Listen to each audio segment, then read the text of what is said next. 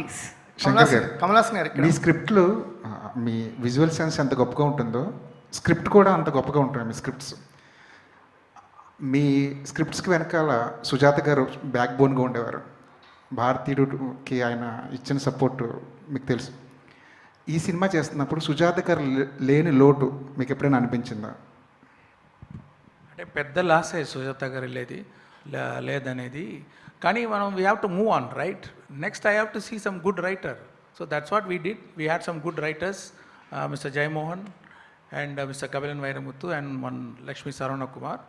So we did our best and they did our best. Need not to worry about that. Kamal గారు ఒక question చెప్పండి.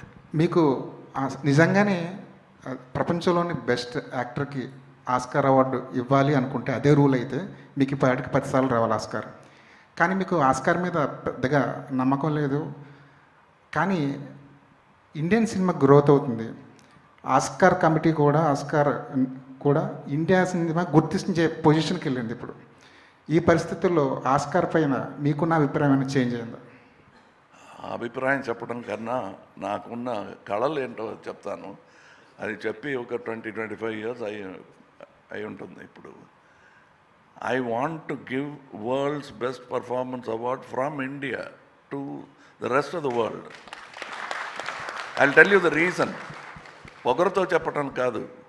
We are the largest film making community in the world.